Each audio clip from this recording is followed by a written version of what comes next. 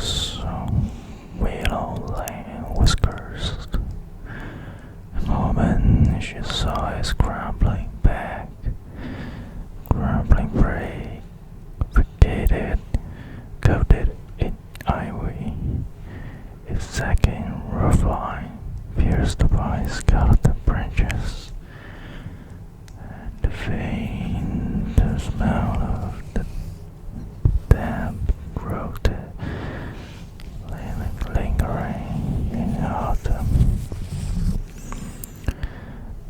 She knew she shouldn't accept the ring offer, but desperation had a way of blurring judgment,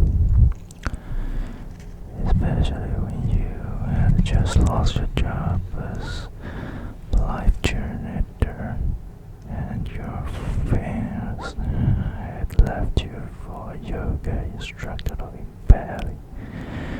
The landlord, an elderly man with milky eyes and a voice like afraid of parchment, had heard a gaze through a chain-link fence.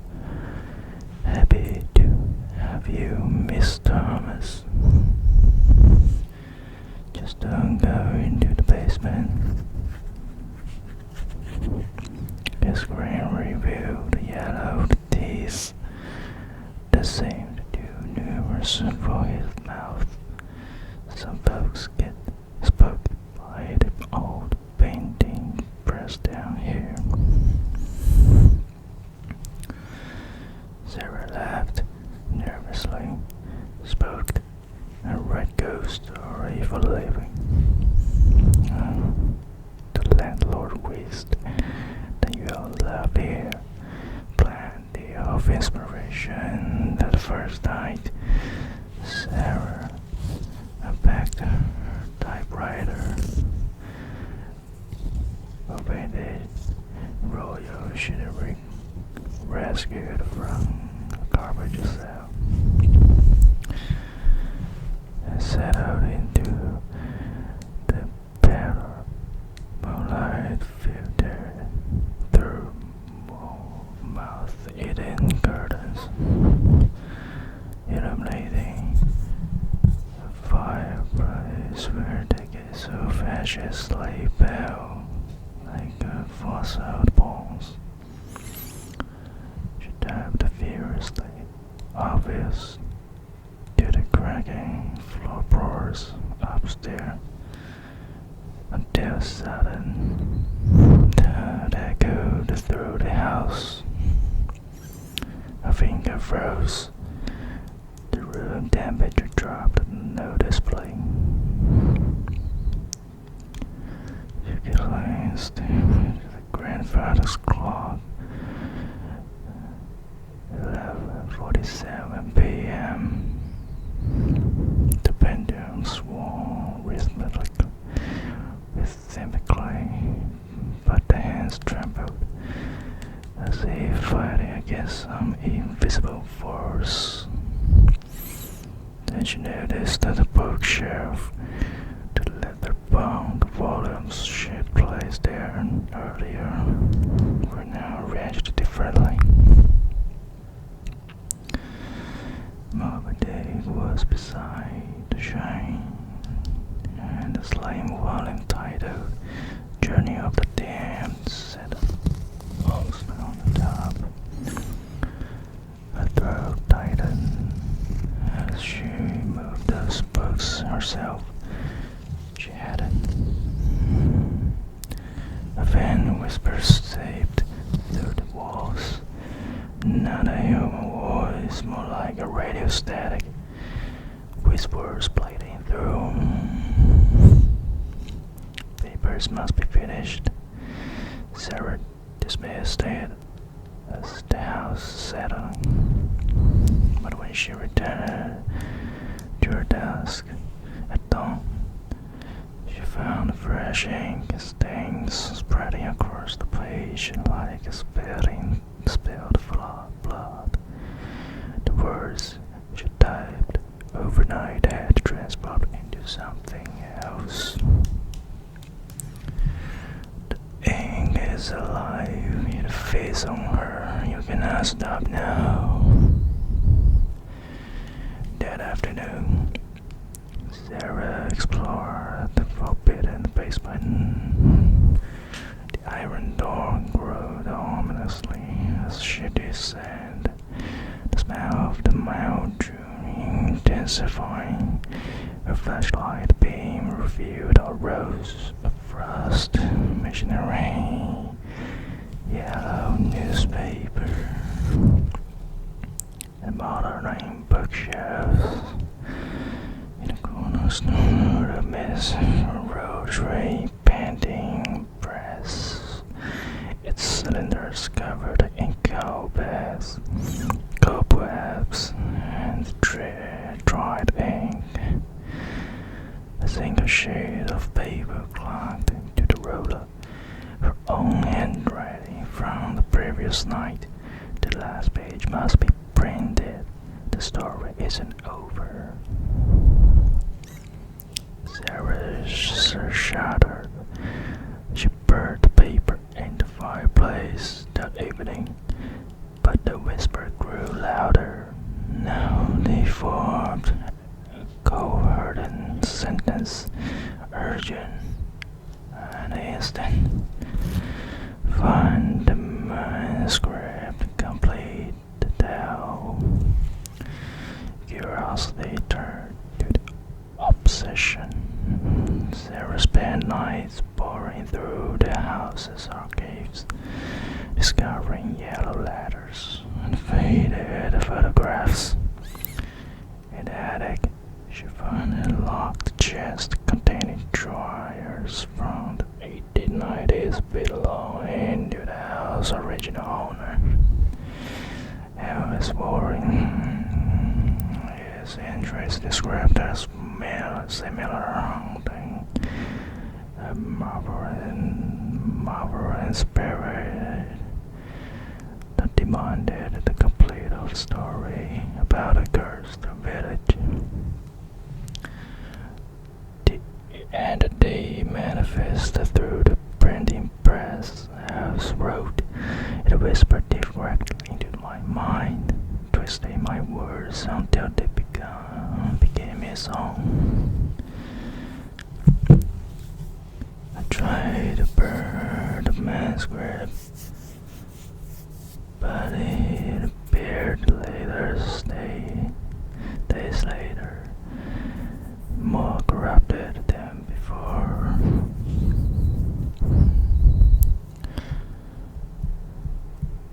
On the 50th night, Sarah encountered a spirit. She was typing furiously in a paper. When the light flickered, the room darkened, save for a single green glow hammering from the flickering fireplace. In the flames, she saw a finger. A man twisted hair and owl eyes, his fingers standing dark with ink. You've been chosen. The apparition intoned, its voice echoing as if coming from both sides of her head. The story must end. To become its script for every bound to the pages. Sarah tried to run, but her legs wouldn't move. The ghostly finger leaned closer, its breath cold and bitter. You think you can escape? Look at your hands. Sarah glanced down. Her fingers were blackened, the skin peeling away to reveal raw, ink-stained flesh. Panic surged. She stumbled towards the staircase, but collapsed halfway. The ghost appeared above her, its face twisted in agony. I thought you understood. The story needs you. Without you, consume everything. Sarah woke screaming at 3 a.m. Her palms still sticky with imaginary ink. But when she reached for her phone to call the police, a memory of the encounter evaporated. Only the smell of burnt paper remained. Days passed. The hunting became routine. Whispered demands, phantom footsteps, the occasional glimpse of ink-stained figure. Sarah's work suffered. Her characters began talking, engrossed cool, elongated features similar to the ghosts. Her skin darkened further, the ink spreading out her arms.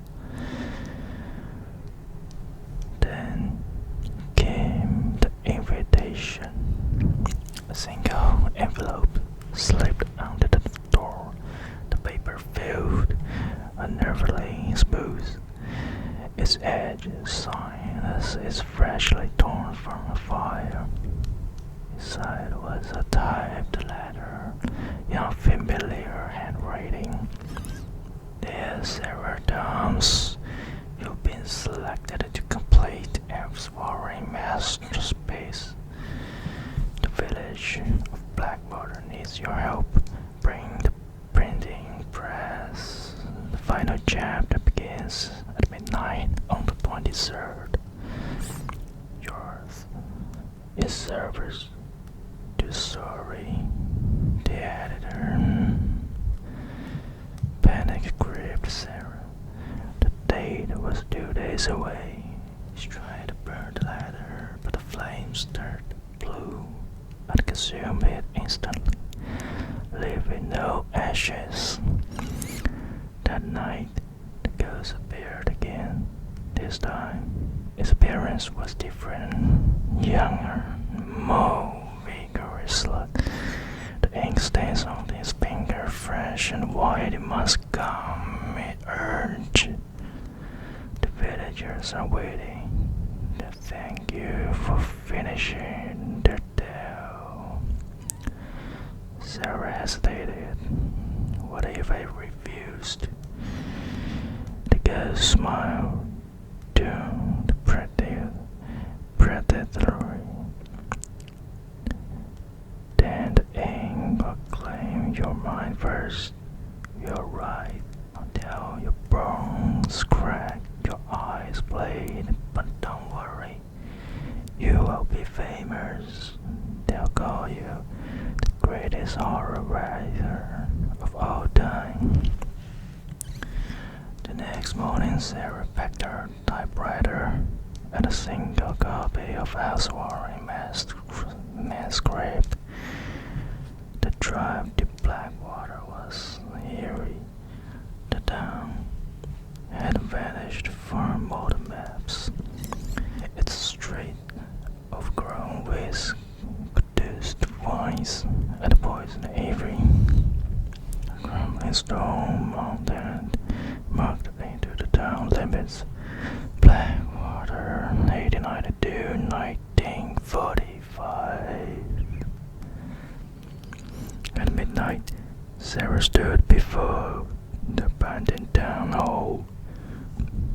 The building was a shell, its window boarded up, but the printing press inside was remarkably preserved. Dust swirled in the moonlight as she wheeled it into the center of the room. The ghost materialized beside her, now wearing a newspaper hat and holding a brass lantern. Welcome, Miss Thomas. Let's begin. Sarah's hands trembled as she loaded the manuscript into the press. Ghost placed a quill pen in her hand. It's dripping black ink. Type the final chapter. astonishing road to her life, Sarah felt something cold. Each sentence more terrifying than the last. She describes the villagers' gross square sacrifice, the hollow-eyed worship of the ancient deity buried beneath the town. But when she reached the climax, where the protagonist must do the evil forever, the ghost stopped her. The ending must be tragic. It ends. The hero must sacrifice himself, you understand. Without death, there can be no rebirth. Sarah hesitated. But what about the villages that deserve silence, child? This is not about justice. It's about the art. The story demands perfection. The ghost slapped her across the face, leaving her hand printed the bird like ink. Type it now. Dear blurred her vision as she typed the final paragraphs. The room temperature plumped, the walls sweating, condensation that smelled of rotten flesh. Which finished, the ghost erupted in laughter that shocked the building. Brilliant. Now you join me, eternity. Suddenly, Sarah noticed something odd. The manuscript she'd been using was blank. Her hand still moved, but the words were different. This wasn't Ellsworth's story anymore. It was about her fears, her loneliness, her desperate need to belong. The ghost had been manipulating her all along, twisting her own psyche into the tale's final victim. You are mine now, the ghost whispered, its form beginning to dissolve into ink swells, forever bound to the page, writing on this vibration of your own doom. Sarah fought back.